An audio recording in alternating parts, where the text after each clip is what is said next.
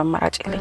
በስተመጨረሻ ወይዘሮ ዝናሽ እንግዲህ ኑሐሚንን ናሆምን እንድታገባው እየተማጸነቻት ነው ማለት ነው። እንግዲህ አሁን ላይ ወይዘሮ ዝናሽ ኑሐሚንን ከናሆም ጋር ለማገናኘትና ከሱ ጋር እንዲጋባ ልታደርግ የፈለገችው ለምንድን ነው? አንደኛ አምራን አሁን ላይ በናሆምን ሐሳብ ባዛ ቤት ገብታ እንግዲህ ሀብት ንብረቱን ፈልጋ እንጂ ናሆምን ፈልጋ እንደማትመጣ ግልጽ ነው።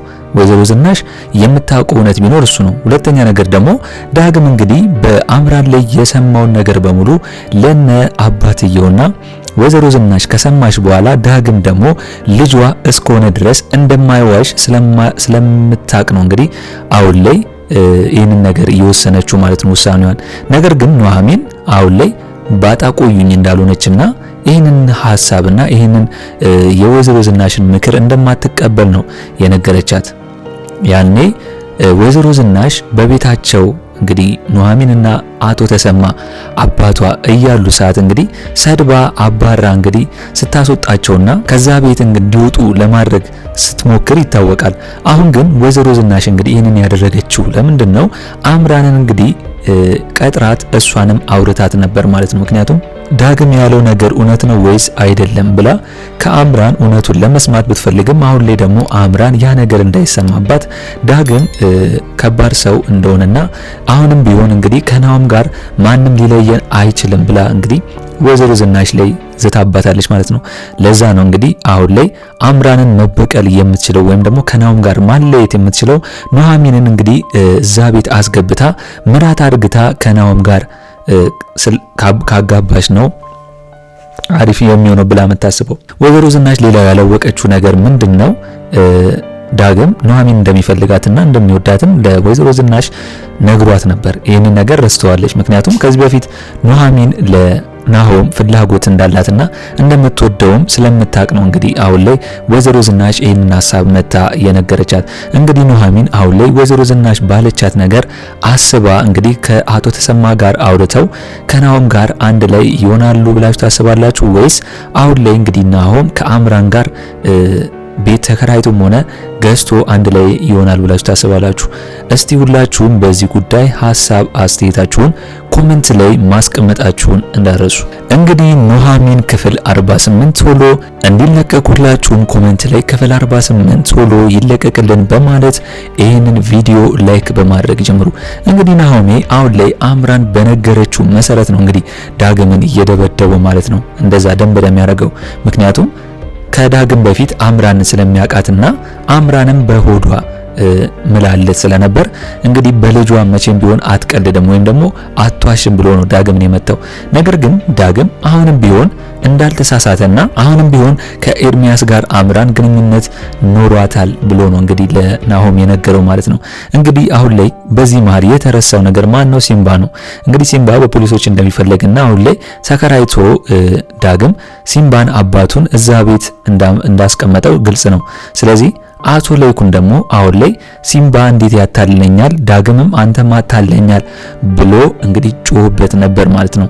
ነገር ግን አሁንም ቢሆን ዳግም ለሱ ብሎ እንደታሰረና አሁን ግን የሲምባ መታሰር ይብቃ እኔ በሱ ቦታ ሆኜ እገባለታለሁ በማለት እንግዲህ ዳግም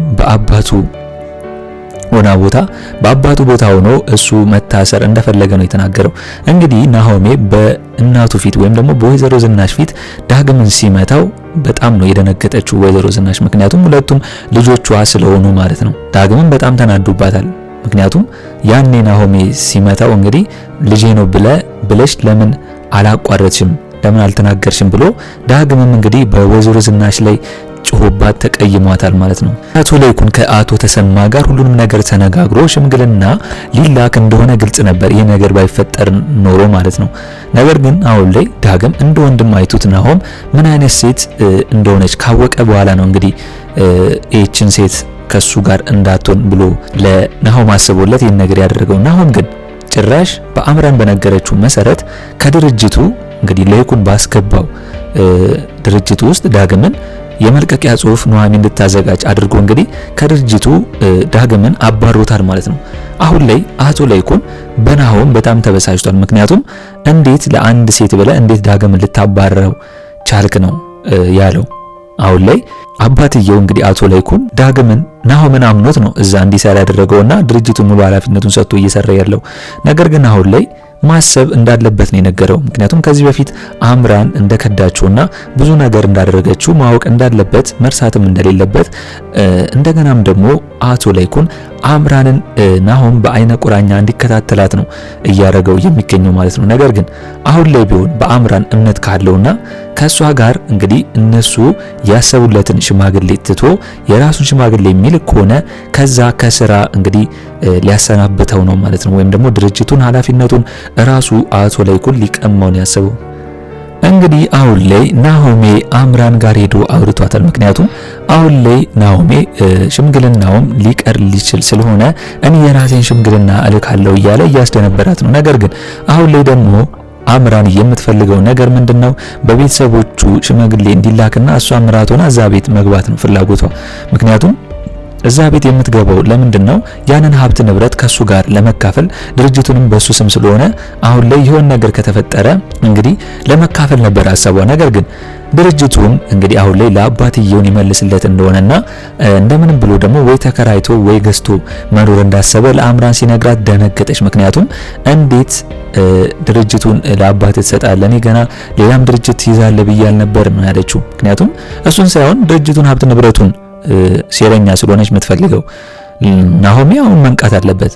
ምክንያቱም እሱ የምትፈልገው ከሆነ ከሱ ጋር እንደምንም ብለው አንድ ላይ የሆኑ እንጂ ሁሉም ነገር በጊዜው ይመጣል ብላ ታስብ ነበር ማለት ነው አምራን። ነገር ግን አሁን ላይ ቤቱ የምትገባው እሱን ብላ ሳይሆን የቤቱን ንብረት ሀብት ነው። እንደገና ደግሞ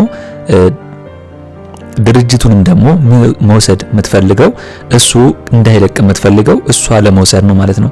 ነገር ግን አቶ ላይኩን አሁን ላይ ናሆሜን ከድርጅቱ አንስቶታል ማለት ነው። በስተመጨረሻ የሚያደርገው ነገር በእልህና እንደገና ደግሞ በንዴትም ጭምር ስለሆነ ማለት ነው።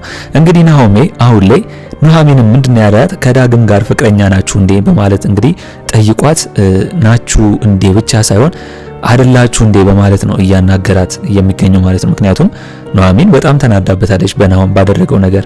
ዳግምን በዚህ ልክ መሸኘቱና በዚህ ልክ ማሰናበቱ ላይኩን ሳያቅ በጣም ተናዳለች። ስለዚህ ፊት ስትነሳውና እንግዲህ ዝም ብሎ እንዲፈርም ስታደርገው ስራዋን እሷ ዝም ብላ ስትሰራ ነው እንግዲህ ናሆሜ በዳግም እንደወጣ አኩርፈሽ ነው በማለት እንግዲህ ፍቅረኛሽ ነው ብሎ እየጠየቃት ማለት ነው። ነገር ግን አሁን ላይ ኑሐሚን አሪፍ መልስ ነው የመለሰችለት ለናሆም። ምክንያቱም ዳግም ፍቅረኛ ቢሆን እሱ ምንም ሊያገባው እንደማይችልና ያደረገውም ነገር ደግሞ ከባድ እንደሆነ አምራንን ማመን እንደሌለበት ነው እያሰበች ያለችው። እሷም እንግዲህ ናሆም እንዲጠራጠርና አምራንን እንዲከታተላት የሚያደርግ ነገር በኑሐሚን በኩል እንግዲህ ነግሯለች ማለት ነው። እንግዲህ አሁን ላይ ናሆም የሚሰማ ከሆነ ቤተሰቦቹን ኑሐሚንን መስማት አለበት ብዬ ነው የማስበው። እንግዲህ ሌላው ጉዳይ አቶ ላይኩን ጓደኛው ጋር በመሄድ አቶ ተሰማን አማክሮታል። ምክንያቱም አሁን ላይ ችግሩ ቤተሰቡ እየተበጣበጠ እንደሆነና እንደገና ደግሞ የሽማግሌውን ነገር ነው እያሳሰበው ያለው የአምራንን ነገር ከዳግም ከሰሙ በኋላ። ነገር ግን አቶ ተሰማ እንግዲህ ጓደኛውን አቶ ላይኩንን በማረጋጋትና ሽምግልናውን ቢሆን ትንሽ ጊዜ ሊራዘም ይችላል በማለት ነው ሐሳብ የሰጠው ማለት ነው። ናሆሜ በራሱ በኩል ለማድረግ ቢፈልግም ቤተሰቡ ግን አሁን ላይ በናሆም ሐሳብና እቅድ አልተስማሙበትም።